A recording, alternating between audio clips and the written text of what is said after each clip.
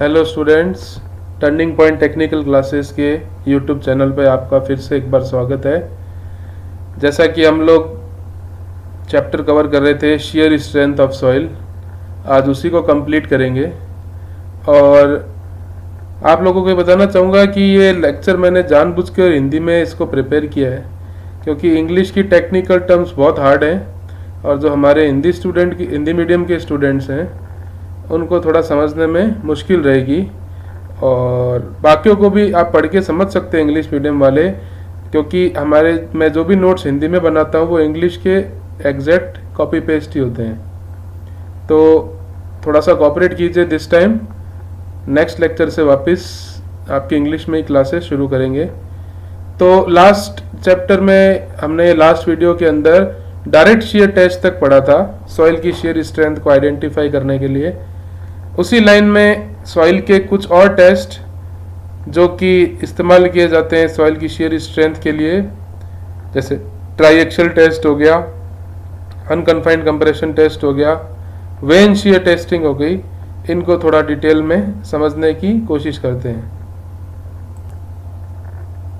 तो देखिए स्टूडेंट्स, आप लोगों की स्क्रीन पर एक डायग्राम दिख रहा है जिसमें आप दो तरह के स्ट्रेस देख रहे हैं, सिग्मा सी एंड सिग्मा ए, है ना। यहाँ पर सिग्मा ए एडिशनल स्ट्रेस जो कि वर्टिकल नेचर का है उसको बता रहा है, सिग्मा सी सेल प्रेशर है। अभी क्या चीज़ है इसको समझने के लिए आपको एक फिगर दिखाता हूँ। तो ये जो आप फिगर अपनी स्क्रीन पे देख रहे हैं, इसमें जो ये सेंटर में एक रेक्टेंगल बना हुआ है, ये रेक्टेंगुलर बेसिकली एक सॉइल का सैंपल है, ठीक है। ये सैंड का एक सैंपल है और इसके ऊपर दो तरह के प्रेशर आ रहे हैं, sigma A and sigma C. और इनमें से जो सिग्मा सी है ये एक तरीके से 3D के अंदर काम करता है, क्योंकि ट्राई-एक्सियल टेस्ट में क्या होता है, जो आपका सॉइल का सैंपल है जिसको बीच से रिप्रेजेंट कर रहे हैं, ये एक रबर फिल्म के अंदर पैक होता है और उस रबर फिल्म के चारों तरफ पानी भरा रहता है और हमारी ज़रूरत के अनुसार हम उस रबर फिल्म पर एक सेल प्रेशर क्रिएट करते हैं जिसको हम सिग्मा सी से रिप्रेजेंट करते हैं। बाद में एडिशनल एक स्ट्रेस वर्टिकल लगाया जाता है सिग्मा ए, जिसको एक्सियल स्ट्रेस भी बोलते हैं। ये एक्सियल स्ट्रेस तब तक लगाया जाता है जब तक कि आपका सॉइल का सैंपल पूरी तरह से फेल ना हो जाए। अब आप सब लोगों ने सोम के अंदर प्रिंसिपल स्ट्रेस की एक थ्योरी पढ़ी थी, ठीक है। प्रिंसिपल स्ट्रेस वो स्ट्रेस होते हैं जो प्रिंसिपल प्लेन पे काम करते हैं, और प्रिंसिपल स्ट्रेस के कारण जो स्ट्रक्चर या मेम्ब्रेन फेल होती है वो प्रिंसिपल प्लेन के रिस्पेक्ट में कैलकुलेट की जाती है। कुछ यहाँ पर भी इसी तरीके से काम किया जाएगा, क्योंकि वहाँ पे भी प्रिंसिपल स्ट्रेस को समझाने के लिए मोहर ने अपनी थ्योरी दी थी। मोहर सर्किल एक थ्योरी है, वो सॉइल के अंदर भी लगती है, क्योंकि वो एक ग्राफिकल मेथड है। तो हमें उसको अभी के केस में इतना इम्पोर्टेंट नहीं है पढ़ना, हम सिर्फ इतना ध्यान रख सकते हैं ये सिग्मा ए और सिग्मा सी टर्म्स जो है वो प्रिंसिपल स्ट्रेस की तरह काम करेंगी यहाँ पे। तो इसको थोड़ा सा हमें ध्यान रखना है। इनसे दो तरह के स्ट्रेस डेवलप होंगे, डेविएटर स्ट्रेस और एक्सियल स्ट्रेस। तो थोड़ा सा उसको समझने की कोशिश करते हैं कि ट्राई-एक्सियल टेस्ट है क्या, कैसी इसकी वर्किंग है। तो जैसे ही मैं स्टार्ट करता हूँ, देखिए ट्राई-एक्सियल शेयर टेस्ट ये सबसे ज़्यादा इस्तेमाल होने वाला शेयर टेस्ट है, क्योंकि इसके रिजल्ट बाकी सारे टेस्ट की तुलना में बेहतरीन आते हैं। ये सभी प्रकार की सॉइल के लिए सूटेबल है। देखिए बहुत से शेयर टेस्ट ज़्यादातर क्ले के लिए सूटेबल है, लेकिन ये जो टेस्ट है वो वैसी सब तरह की सॉइल के लिए सूटेबल है।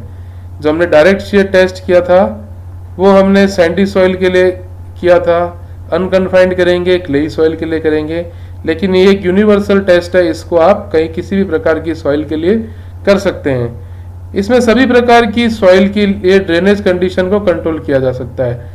जैसा कि हमने डायरेक्ट शेयर टेस्ट पढ़ा था उसमें ड्रेनेज कंडीशन कंट्रोलेबल नहीं थी, लेकिन यहाँ पे कर सकते हैं, और इसी कारण से इससे ड्रेन्ड व अनड्रेन्ड दोनों कंडीशन में किया जा सकता है। ड्रेन कंडीशन मतलब पानी टेस्ट के दौरान उसमें से रेगुलर निकला जा सके, अनड्रेन्ड कंडीशन पानी को निकालने की व्यवस्था को रोका जा सके। तो ये दोनों तरह की जो टेस्ट है वो ट्राई एक्सियल टेस्ट में किए जा सकते हैं। इसमें पोर वाटर प्रेशर और वॉल्यूम चेंज दोनों को नापा जा सकता है। इसमें फेलर प्लेन को पहले से पता नहीं लगाया जा सकता। जैसे पिछली बार हमें पता था कि फेलर प्लेन किस स्ट्रेस पे आएगा, किस पैटर्न का आएगा, लेकिन यहाँ पर हम नहीं पता कर सकते हैं। और फेलर प्लेन पर जो स्ट्रेस डिस्ट्रीब्यूशन होता है ट्राई एक्सियल टेस्ट में वो सदैव यूनिफॉर्म होता है। इसमें एक रबर की झिल्ली में सॉइल को स्पेसिमेन को रखा जाता है जिसके चारों तरफ पानी भरा रहता है, और इसमें चारों तरफ एक प्रेशर लगता है जिसको सेल प्रेशर सिग्मा सी से रिप्रेजेंट करते हैं, और इसके ऊपर एक एक्स्ट्रा एक्सियल प्रेशर सिग्मा धीरे धीरे लगाया जाता है जब तक कि आपका सॉइल का स्पेसिमेन फेल ना हो जाए। इस एक्स्ट्रा स्ट्रेस को डेविएटर स्ट्रेस भी बोलते हैं, ध्यान रखना इस नाम को। ये जो एक्स्ट्रा स्ट्रेस है जिससे आपका सॉइल का सैंपल फेल हो सकता है, इसे डेविएटर स्ट्रेस भी कहते हैं, जो सॉइल में शियर स्ट्रेस को डेवलप करता है। यहाँ पर जो हॉरिजॉन्टल प्लेन है वो मेजर प्रिंसिपल प्लेन कहलाता है, और उस पर मेजर प्रिंसिपल स्ट्रेस की वैल्यू सिग्मा 1f से हम रिप्रेजेंट करेंगे, जिसको सिग्मा, जो कि एक सिग्मा ए और सिग्मा सी एक्सियल प्रेशर और आपका जो सेल प्रेशर है उसके समेशन को रिप्रेजेंट करते हैं। ठीक है। Vertical plane minor principal plane होता है जिसको सिग्मा 3 से रिप्रेजेंट करेंगे, और ये सिग्मा सी को रिप्रेजेंट करेगा। और इस टेस्ट में बेसिकली एक्सियल स्ट्रेस और डेविएटर स्ट्रेन को एक्सियल स्ट्रेन और डेविएटर स्ट्रेस को कैलकुलेट किया जाता है। तो देखो, सॉइल के अंदर जब दबाव पड़ता है, एक्सटर्नल लोड आता है, तो सॉइल की जो हाइट है उसमें चेंज आते हैं। सीधे तौर पर जब सॉइल के ऊपर एक्स्ट्रा लोड आएगा तो सॉइल का स्पेसिमेन दबेगा, और स्पेसिमेन के दबने के कारण उसमें एक्सियल स्ट्रेन भी डेवलप होंगे। एक्सियल स्ट्रेन को change in height upon original height से रिप्रेजेंट किया जा सकता है। माइनस इसलिए किया है क्योंकि स्ट्रेन आने से ये ओवरऑल हाइट ऑफ स्पेसिमेन को डिक्रीज ही करेगा, और हाइट में चेंज होगा तो सॉइल के एरिया में भी चेंज होगा। माना A0 इनिशियल एरिया था और AC करेक्टेड एरिया था, तो AC है A0 upon 1 minus EA, direct आप याद रख सकते हैं। यहाँ पे 1 अपॉन में 1 minus strain A correction factor को रिप्रेजेंट कर रहा है, ठीक है ना। और इसीलिए डेविएटर स्ट्रेस का मान सिग्मा 1 माइनस सिग्मा 3 जो है वो axial load upon corrected area को रिप्रेजेंट करता है। अब मोर के अनुसार, मोर सर्किल जब आप पढ़ेंगे तब उसमें PQ ग्राफ प्लॉट करते हैं। P और Q की वैल्यू क्या होती है? P एक्स एक्सिस में होता है पॉइंटर, जिसकी वैल्यू होती है sigma 1f plus sigma 3f by 2, और Q होता है वाई एक्सिस पे sigma 1f minus sigma 3f by 2। ये जो प्रिंसिपल स्ट्रेस चैप्टर है आपका स्ट्रेंथ ऑफ मटेरियल में, उसमें आप अच्छे से पढ़ सकते हैं इसको। और जब इन वैल्यूज को ग्राफ की तरफ प्लॉट करते हैं तो आपके सामने एक फिगर दिख रहा है नीचे। इस फिगर के अलोंग, एक नंबर जो फिगर मैंने बताया, इस फिगर के अलोंग P और Q को प्लॉट करने पे जो जीरो से डेप्थ आपको हाइट मिलती है C, वो कहलाती है डिग्री ऑफ कोहेजन, और हॉरिजॉन्टल से बनने वाला एंगल आपका डिग्री ऑफ कोहेजन को, एंगल ऑफ इंटरनल फ्रिक्शन को रिप्रेजेंट करता है। ठीक है। तो ये है आपका ट्राई एक्सियल टेस्ट। अब जैसा कि मैंने कहा, ट्राई एक्सियल टेस्ट को ड्रेन्ड और अनड्रेन्ड दोनों कंडीशन में किया जाता है, और इन ड्रेनेज कंडीशन के हिसाब से जो आपके टेस्ट है ट्राई एक्सियल टेस्ट को, उसे 4 पार्ट में बांटा गया है। ये चारों आपको बहुत अच्छे से याद रखने हैं क्योंकि इनसे रिलेटेड बहुत छोटे छोटे क्वेश्चंस पूछे जा सकते हैं। तो इनमें से जो नंबर 1 आता है कंसोलिडेटेड ड्रेन टेस्ट। कंसोलिडेशन क्या होता है ये हमें नेक्स्ट चैप्टर में पता चल जाएगा, हमारा अगला चैप्टर कंसोलिडेशन ही है। तो कंसोलिडेशन के अंदर होता क्या है, धीरे धीरे सॉइल के वॉइड्स में से पानी निकाला जाता है। कॉम्पैक्शन में एयर निकाली जाती है, कॉम्पैक्शन में, कंसोलिडेशन में पानी निकलता है धीरे धीरे। तो consolidation drain test long duration test है, इस टेस्ट में कई दिन लग जाते हैं। कंसोलिडेशन अनड्रेन टेस्ट, इसको CU टेस्ट भी कहते हैं, 24 से 26 घंटे इसको टाइम लगता है। Unconsolidated undrain test UU test 15 minute short duration test है, और unconsolidated drain test UD test आजकल यूज नहीं किया जाता। तो आपको ये 3 है 1 2 3 CD टेस्ट, CU टेस्ट और UU टेस्ट, इनके बारे में ध्यान रखना है। तो इनको थोड़ा डिटेल में पढ़ लेते हैं। CD test consolidation drain test, इसमें ड्रेनेज अलाउड रहती है, इसमें लोडिंग ग्रेजुअल रहती है, और सबसे इंपॉर्टेंट चीज जो बहुत बार ऑब्जेक्टिव के पॉइंट ऑफ व्यू से पूछी जाती है कि ये टेस्ट किसके लिए किया जाता है। ये किया जाता है जो भी ढाल युक्त स्थान है, जहाँ पे ढलान है, जिसको हम एम्बैंकमेंट बोलते हैं, उसकी लॉन्ग टर्म स्टेबिलिटी को बनाए जांच करने के लिए ये टेस्ट किया जाता है। ये शेयर स्ट्रेंथ की इक्वेशन कूलाम की आपको पता ही है, इसको इस्तेमाल करके आप क्या याद रख सकते हैं। यहाँ पे फाई और सी की वैल्यू कंसोलिडेशन ड्रेन टेस्ट की रेस्पेक्ट में आपको शो की गई है। इसी तरह से आता है आपका consolidation undrain test, CU test, यानी इसके अंदर हमें पानी को एक स्टेज में तो ड्रेनेज परमिटेड है, सेकंड स्टेज में ड्रेनेज परमिटेड नहीं है, 2 स्टेज में होता है। और ये सॉइल की loading unloading condition, watering D watering condition में सॉइल की स्ट्रेंथ को चेक करता है। और एक चीज मैंने यहाँ पे जानबूझ के नहीं लिखी थी कि ये ज्यादातर टेस्ट डैम के लिए इस्तेमाल किया जाता है, ठीक है ना, ध्यान रखना है, क्योंकि वहां पे पानी बार बार भरता है, बार बार खाली होता है। उस कंडीशन के अंदर सॉइल की जो स्टेबिलिटी है अर्थ डैम में, उसको चेक करने के लिए हमें कंसोलिडेशन अनड्रेन टेस्ट करना बेहद आवश्यक होता है। UU test unconsolidated undrain test, इसमें ड्रेनेज अलाउड नहीं होती है, शॉर्ट ड्यूरेशन टेस्ट है, 15 मिनट, एक ये याद रखना है।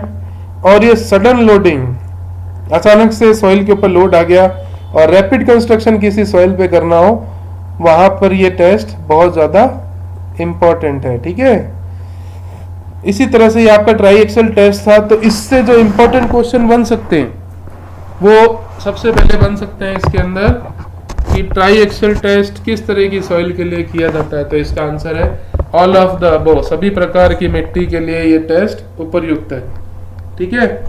नेक्स्ट आता है ट्राई एक्सेल टेस्ट में कौन कौन से स्ट्रेस के बीच में टेस्ट किया जाता है। तो आंसर है डेविएटर और एक्सियल स्ट्रेस के बीच में आपका ग्राफ प्लॉट करके इसको कैलकुलेट किया जाता है। फिर ये 3 प्रकार के टेस्ट है, कंसोलिडेटेड ड्रेन, कंसोलिडेटेड अनड्रेन और UU टेस्ट। इससे रिलेटेड जो मैंने बातें बताई हैं, ये क्वेश्चंस आपको काफी बार पूछे जा सकते हैं। नेक्स्ट आता है आपका अनकन्फाइंड कंप्रेशन टेस्ट। ये एक प्रकार का स्पेशल टाइप का ट्राई एक्सेल टेस्ट ही है, बस यहाँ पे सेल प्रेशर नहीं होता और ये यूनिडायरेक्शनल टेस्ट है। इसमें एक ही डायरेक्शन से ऊपर से नीचे टेस्ट किया जाता है, लोड लगा के सॉइल को फेयर किया जाता है, ठीक है। और ये सिर्फ और सिर्फ क्लेई सॉइल के लिए उपयुक्त है, क्योंकि इसमें हमें सॉइल का एक सैंपल तैयार करना पड़ता है और सॉइल का सैंपल सिर्फ और सिर्फ क्ले के अंदर ही आता है और इसमें सिर्फ और सिर्फ कोहेजन की वैल्यू आती है, इसीलिए इसका ग्राफ स्ट्रेट होता है। इसमें फाई की वैल्यू 0 रहती है, ठीक है ना। और इस सी की वैल्यू को सीधा सीधा आइडेंटिफाई करके आपकी स्क्रीन पे दिख रहा होगा, थोड़ा सा ब्लर हो गया ये। यहाँ पर सॉइल की शेयर स्ट्रेंथ का सीधा संबंध शेयर स्ट्रेंथ इक्वल्स टू जो आपकी जिस लोड पे फेल होता है QU, उसका डिवाइड बाय 2 कर दें तो आपको कोहेजन की स्ट्रेंथ मिल जाएगी। QU अनकन्फाइंड कंप्रेसिव स्ट्रेंथ, जो लोड अपॉन करेक्टेड एरिया आता है, जिस लोड पे आपका सैंपल टूटा और जो एरिया बचा सैंपल का टूटते वक्त उसका रेशो लें तो आपका QU की वैल्यू आती है। अच्छा, जब सैंपल टूटेगा दबेगा तो यहाँ पर भी आपका एरिया चेंज होगा, तो एरिया का करेक्शन फैक्टर जो ट्राई एक्सेल में लगाया था वहां पर ये हमने पढ़ा था। अब सबसे इंपॉर्टेंट चीज, ये टेस्ट करते क्यों हैं। तो जब हम फर्स्ट चैप्टर पढ़ रहे थे उसमें एक टेक्निकल टर्म आई थी सेंसिटिविटी ऑफ सॉइल। तो सेंसिटिविटी थी shear strength of undisturbed soil to the shear stress of remolded unconfined compressive strength। इसको आप डिटेल में उसी चैप्टर में देख सकते हैं। साधारण क्ले के लिए इसकी वैल्यू 1 से 8 के बीच रहती है और मरीन क्ले, समुद्री क्ले के लिए इसकी वैल्यू 10 से 80 के बीच में रह सकती है। इसी तरह तीसरा टेस्ट आता है आपका वेन शीयर टेस्ट। ये बहुत ज़्यादा प्लास्टिक सॉइल के लिए किया जाता है और इस टेस्ट की सबसे इम्पोर्टेंट चीज़ कि ये फील्ड और लैब दोनों जगह किया जाता है। तो आपसे कई बार ऑब्जेक्टिव में क्वेश्चन पूछ लिया जाता है कि ऐसा कौन सा शीयर टेस्ट है जिसको हम फील्ड पे भी परफॉर्म कर सकते हैं। उत्तर है वेन शियर टेस्ट, तो ये आपको ध्यान रखना है। फील्ड का जो इक्विपमेंट होता है लैब वाले इक्विपमेंट की तुलना में थोड़ा बड़ा होता है। तो ये एक थोड़ा सा रफ डायग्राम बनाने की कोशिश की। एक पंखे नुमा इंस्ट्रूमेंट होता है जिसकी हाइट स्मॉल एच और डी होती है। इस पे हम क्या करते हैं, जो भी सॉइल की सरफेस है उसके ऊपर ले जाके इस पे टॉर्क घूर्णन पैदा करते हैं। उस घूर्णन के कारण ये धीरे धीरे जमीन के अंदर, सॉइल के अंदर धंसना शुरू कर देता है। ठीक है, और इससे जो आपको शेयर स्ट्रेंथ की वैल्यू मिलती है, फॉर्मूला आपको मेमोराइज करना है। T अपॉन में pi D square H by 2 plus D by 6। H इसकी हाइट होती है, डी इसके जो जिस डायरेक्शन में रोटेट करेगा, जो डायमीटर बनाएगा उसको बोल सकते हैं आप। ठीक है, और जब इसका टॉप एंड शेयर में फेलर नहीं करे तो इस फॉर्मूले में थोड़ा सा चेंज आता है, डी बाई 12 आपको लगाना है। ठीक है, यहाँ पे जो टो सी है शेयर स्ट्रेंथ यानी कोहेसिव सॉइल को रिप्रेजेंट करेगा, कोहेजन को रिप्रेजेंट करेगा, क्योंकि ये टेस्ट सिर्फ और सिर्फ क्ले के लिए प्रयुक्त है। ठीक है, तो ये था आपका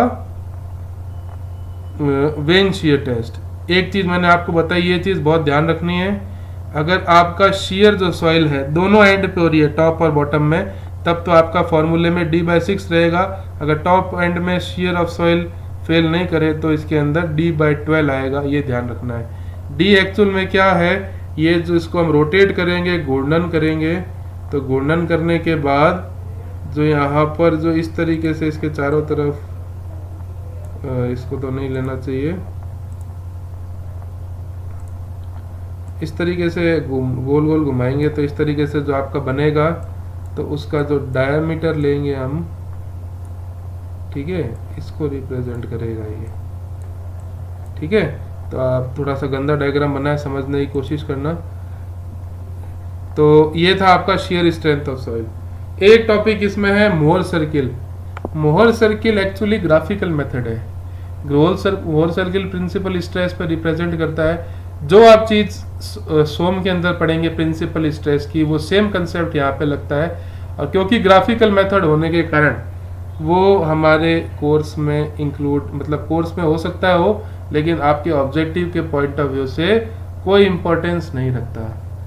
ठीक है ना, तो आपकी शेयर स्ट्रेंथ में जो जो बातें मैंने अभी आपको बताई है पिछले लेक्चर में, अभी वाले लेक्चर में, आप वो याद रख लें तो ही आपका काम अच्छे से चल जाएगा। इससे बाहर क्वेश्चन आने की संभावनाएं बेहद कम है। ठीक है, तो ये आपका शेयर स्ट्रेंथ का चैप्टर अपनी तरफ से कंप्लीट है। नेक्स्ट जो चैप्टर है आपका, जिसका वीडियो कल आ जाएगा, वो है कंसोलिडेशन ऑफ सॉइल। कंसोलिडेशन बार बार इस चैप्टर में भी शब्द आ रहा था, उसके ऊपर डिटेल के अंदर आज कल हम चर्चा करेंगे। उससे काफ़ी अच्छा चैप्टर है, बड़ा चैप्टर है, जिससे छोटे न्यूमेरिकल भी आ सकते हैं, थ्योरेटिकल क्वेश्चन भी बन सकते हैं। तो कल के वीडियो में फिर से बात करते हैं। तब तक के लिए अपनी स्टडीज़ को कीजिए। फिर से बोल रहा हूँ, आप लोगों के व्यूज़ बहुत कम आ रहे हैं, प्लीज़ वीडियोस को टाइम पर देखिए।